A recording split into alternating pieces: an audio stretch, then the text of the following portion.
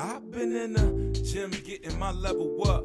Fenders getting gas, so I mash on the pedal. What? The backboard I crash, slam the rock to a pebble. What? The breeze from the past will assist your irregular breathing. Handle got your ankle in your knee in a disagreement. Now your balance taking off for bereavement. They wanna know what I be cooking up, cause then they think we be even. But I know, look, dished it, so I never seen it now.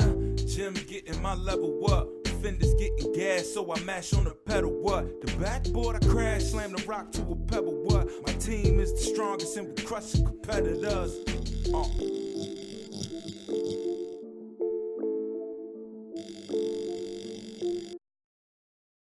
Hello, hola, bonjour. Welcome to the Fast Break, everyone. I'm Tolly Carr. Thanks for hanging out with us. It's not called the half-court offense, so let's get right to the show.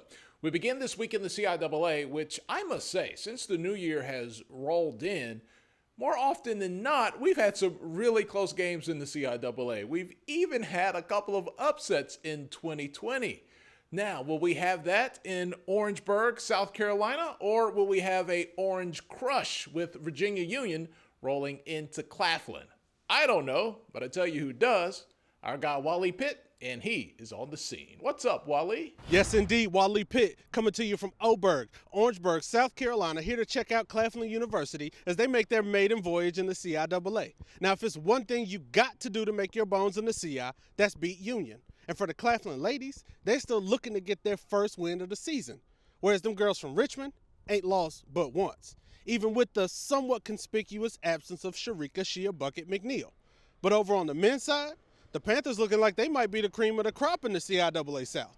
And they got a show enough prove it game tonight against a Virginia Union squad that is undefeated in conference. We got men's, women's, doubleheader action coming at you right now on the Fast Break. Man, I can't wait. Let's go ahead and get in this gym. The 11-1 Panthers of Virginia Union taking on the 0-12 Panthers of Claflin University seemed like it was going to be an inevitable dog walk.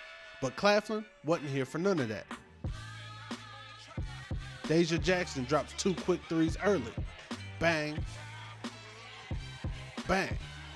And if you're trying to keep it at home, then you need a Deanna Long. She takes it coast to coast for 2. And you know what? How about another tray for Deja Jackson? Claflin finds themselves up 17-13 after the first quarter. And is that the faint aroma of someone cooking up an upset in Tullis Arena? I don't know, but Union was back to being Union in the second quarter. Deja Jackson misses the layup, and Damani Royal cleans up the glass like somebody with a squeegee at a stoplight. She finds Jasmine Carter by way of Sharika McNeal for the easy deuce. Now Sharika McNeal is out, but Sharika McNeal is in for 2, and Union retakes the lead. They outscore Claflin 23-11 in the second quarter and go into the half up 36-28. Now you may recognize Jasmine Carter from flexing in our intro for the Fast Break.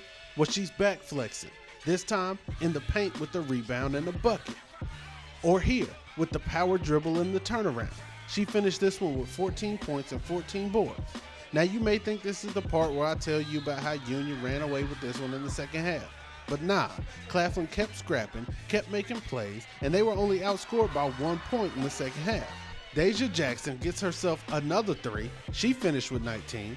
Shakari Mack dropped 14, including this Kobe-esque turnaround jumper. Claflin manages to get Union's lead down to only 4 with this Deanna Long layup, but Virginia Union is able to close out and keep the Usurpers at bay with a 72-63 win on the road.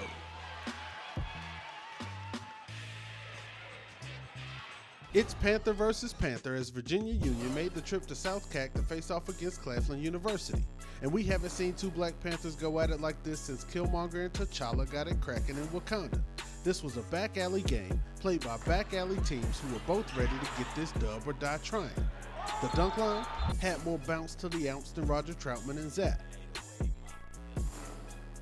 And for all my Wire fans out there, it looks like Chris Partlow was out and he done suited up for Claflin. Plus, he was still out here putting bodies in the vacants in the first half. I'm joking, but those were some strong blocks from Claflin's and Kim O'J. Union starts off hot, getting the jam off the opening tip. Terrell Leach pulls up for 3, Union's up by 5 early. Then, Devin Smith pushes down court, hits Donnell Freyer with a no-look, and Donnie hits us with the hang time lay for 2. Then it's another tough lay for Donnie Frey. He had 13 in the first, and Claflin's now up by 2. Kashawn Tabb finds Jordan Peoples out of the trap, who pro hops his way to 2 of his 6 first half points. Then it's Claflin's Jalen Williams with the drive and dish to Hanif Britt for the play of the half. He opened up the biscuit and put some jam in that bad boy. This one goes into the half tied at 37, and it gets better in the second half. Latrell West pulls up from 3, knocks it down, and Terrell couldn't stop. It's like he had a disease. He hit another and another. 9 quick points helped Claflin get out to a 7-point lead early in the half. But here comes Union chopping away at the lead. We get another nice layup from Jordan Peoples.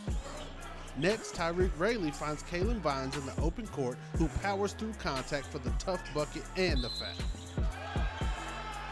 Then Peoples with the grown man rebound. He gets it out to Vines, who gets it right back to Peoples, who says, "What lead?" and ties it up at 51 all. Then it's basically blow for the rest of the half. I'm talking about jabs, hooks, uppercuts to the grill. Both teams going back and forth, but Terrell Leach lands a huge haymaker 3 with 1:33 left to play that gives Union a 70-69 lead. A couple free throws later, and we find ourselves tied at 72. Terrell Leach with the ball, under a minute to play. Rell takes it to the rack and gets the bucket. VUU up 2, Claflin right down the court, no timeout. Devin Smith drives, pump fakes, and the floater over the big man is straight cash, homie. The game's back tied with 20 seconds left to play. But there's no timeout for Union either.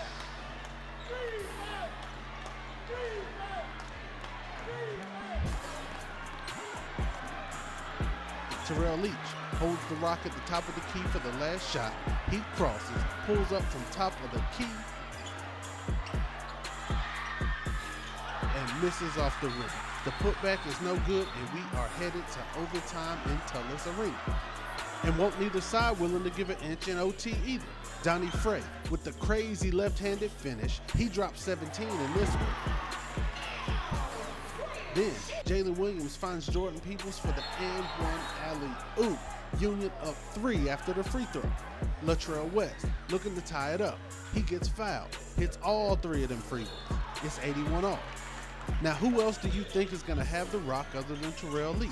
He takes it straight through the teeth of the Claflin D for the tough basket. That's a bad boy right there, I'm telling you. Union up 2, under a minute to play. Latrell West open for 3. And that's a bad boy too. The crowd going wild. Claflin is up 1 with 20 seconds left to play in overtime. But here comes Leach. Hard to the paint. There's clearly some contact, but no call. Union intentionally fouls with 8 seconds left. Devin Smith misses them both, and Union gets fouled on the rebound. Kalen Vines misses the first, hits the second. That ties it up at 84. 5 seconds left. Devin Smith darts down the court, but he gets fouled with 2 seconds left on the clock. He misses the first, makes the second.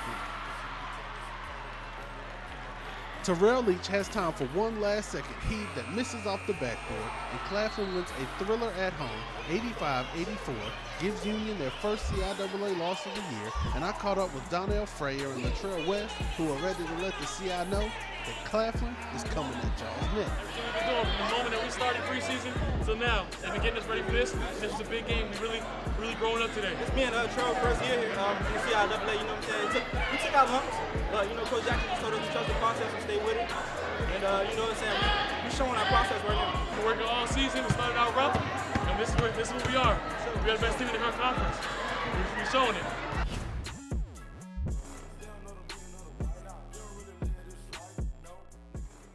So those are your finals from Tullis Arena, and boy, did I pick the perfect night to come to Claflin University for the first time. An overtime thriller in the men's game, and the women's team showed they're better than their record. They gave Virginia Union a whole game. Still no word on Sharika McNeil, and I missed her out here so much that I just got to take y'all back to last year's CIAA tournament when she dropped 59. Yeah, 59 points in one game. The Virginia Union Lady Panthers came into the 2019 CIAA tournament with a bullseye on their back. But when you come at the queens of the CI, you best not miss.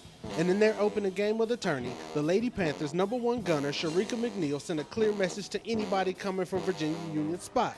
and it's going to take a whole lot of ammunition to outgun her as she tied the CIAA tournament record with 59, yes 59 points in their win over Livingstone. And my man right here in the band, he was basically the mood for the entire arena.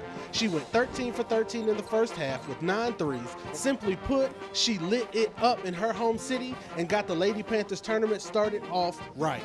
Of course I had a lot of family out here because my home city, I'm from Charlotte, North Carolina. It feels great, you know, coming from our point guard, Rejoice Spivey, which is a junior. It feels an honor to get the passes from her creating a little drive and then the dish. It's just amazing to even get what I got today.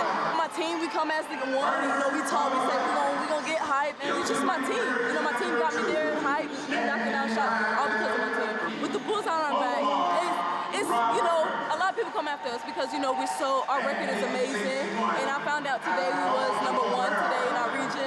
So with the you know, on our back, the buzzer on our back, it's fine. No, it doesn't hurt us. We're gonna stay humble and do what we gotta do. It makes us closer, you know, we don't want anybody coming out circle. Once we stay together, we will get every little game that we need to get. It's an honor to even get 59 today. I'm gonna stay humble and do it, and, you know, try to break it next time. Because the record was 59. I was close to one, but, you know, next time I'll try to break it. So we look forward to seeing Sharika back on the court soon. That's it for me in Orangeburg. On the other side of the break, we're gonna catch up with Tali Carr, who's got some of that good ATL SIAC hoops action for you. Stick with us. HBCU Gameday Fastbreak on Aspire TV.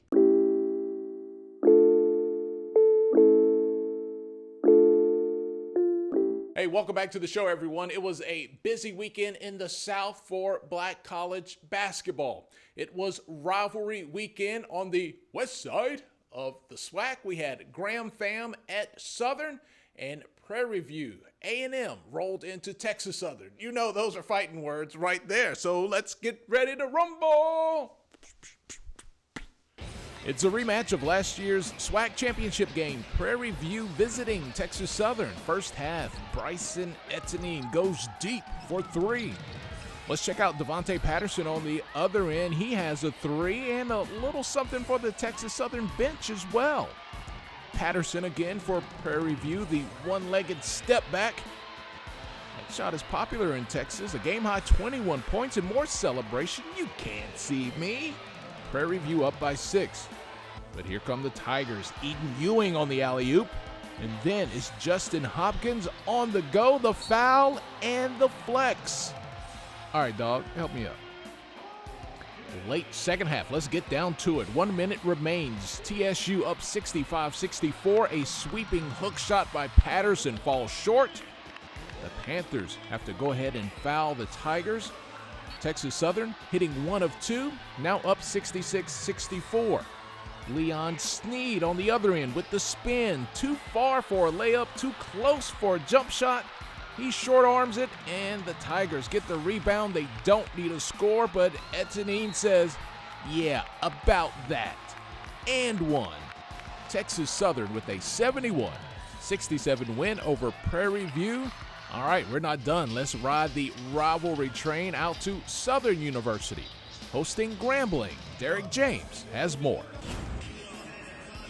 Knowing that this is an intense rivalry, you can only imagine that the game will be just that, intense. So on this play here, we see Kujovic grab the rebound and pass it to Michael Bradford. But Kujovic, he's going to use his win and run the court, and Michael's going to find him again, and he tries to get the bucket, but he'll take his shots at the charity stripe. Trayvon Bunch for Grambling State has a nice flush. Then he turns right around and has a heck of defensive play, but the referee seems to see it as a goaltend. You see a nice feed into Devontae Jackson as he turns around and does what he does for the easy 2. Look at this play here. Michael Bradford goes coast to coast and he gets strong for the easy 2. After that, Southern went on a drive. Bradford, 3-ball. After that 3-ball, Michael is in his mode. Right here, he shows great defense, steals the ball not once, but twice, and they take off on a transition to only find Bradford over here in the corner. Hand down, man down. Another 3-ball. Man, they had to call timeout.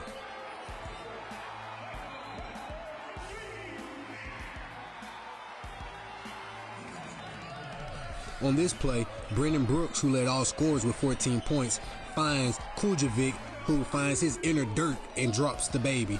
As I said, Brendan Brooks led all scorers, and here he finds his range. Grambling was going into the halftime down 40-29. I don't know if it was a meltdown at halftime for Southern, but when they came out, they couldn't even get plays off before the shot clock ran off, and that had Grambling State's players on the court happy as well as the players on the bench. Grambling State closed out the game, hitting all of their free throws as they survived a tough scare from the Southern Jaguars. For HBCU Gameday Fastbreak, I am D. James. When we come back, we are headed to the Atlanta University Center for a trifecta of HBCU hoops.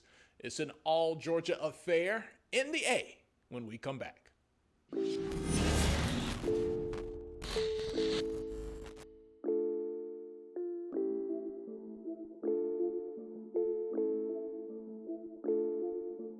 Welcome back to the Fast Break, everyone. Morehouse basketball not having the season that many fans thought. A preseason top 25 team heading into the season, but man, a matchup with Albany State. And guess what? The Maroon Tigers are fighting to stay above 500. Let's go to Atlanta. In Atlanta, one of those students still on break, neutral court type vibes. Albany State with the bully ball defense. Randy McClure finishes strong on the other end. And then it's Camille Brown for three. But Morehouse would catch fire in the first half. Malik Kennedy from downtown. And then is Robert Andrews with the step back. Andrews open again. Splash. Might want to guard him. He's from Detroit for all my Detroit people. McClure snatched that rebound. Big man ball down low. 33-30 Albany State. 23 points on the afternoon for McClure. Second half, Andrews open again. He had 15 points in the game. Albany State again with that, give me that defense. But McClure, a certified in-game dunker, should have dunked it. He tried to lay it up and missed everything. Andrews with the Kyrie Euro step. I missed, got the rebound, put it back in bucket. Titus Burns turns on the afterburners. Albany State up by one. I'm pretty sure you can't hold on to the net and block the shot, but if they don't call it, they don't call it. Makes for good transition offense. Morehouse with the layup, but too much Albany State down the stretch. Brown again for three. It's Mario Young on the breakaway dunk. Morehouse would make it interesting with a late three-pointer, but they just couldn't force another turnover on any of those final few possessions, and Morehouse goes down. Albany State with the win on the road, 80-72. Okay, let's head up the block to Clark Atlanta, hosting Fort Valley State in a doubleheader. Nice jumbotron put in over the summer. Refresh the lighting, things looking good.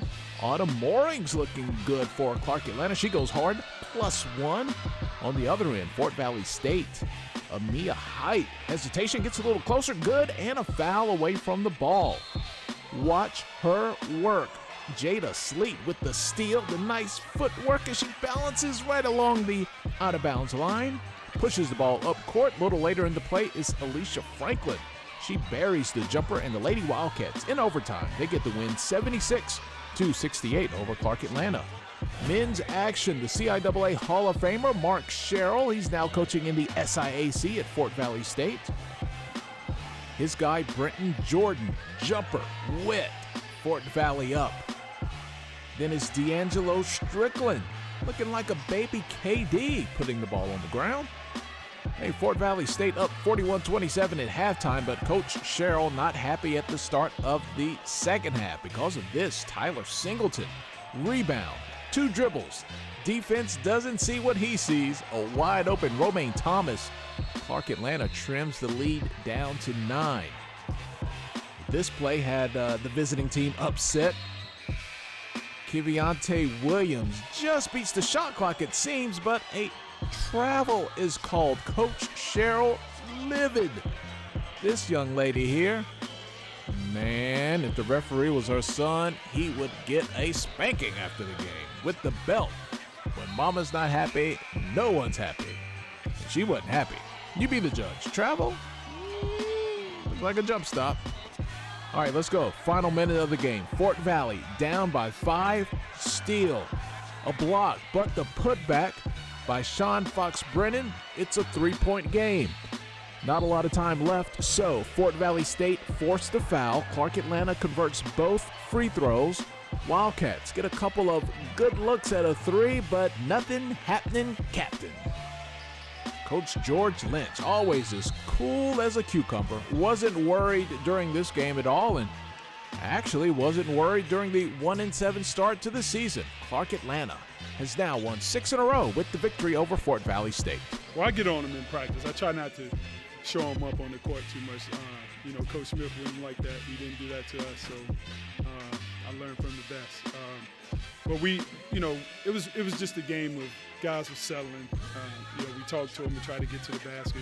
We preach, get to the bonus before the other team and shoot more free throws than they attempt. And we did a better job in the second half.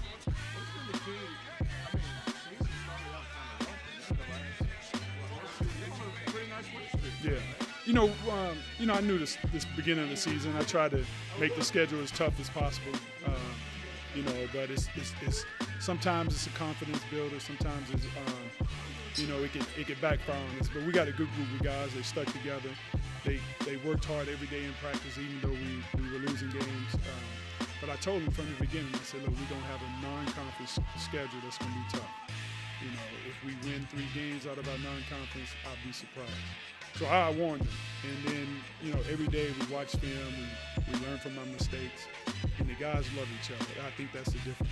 We got a great group of guys in the locker room, and then just, they continue to work hard in practice.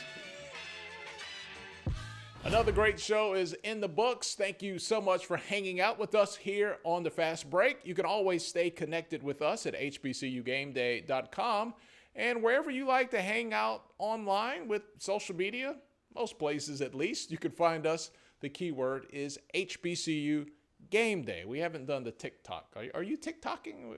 We haven't done that yet. Well, on behalf of the entire crew, I'm Tolly Carr, and we just wanted you guys to know that we got game, baby.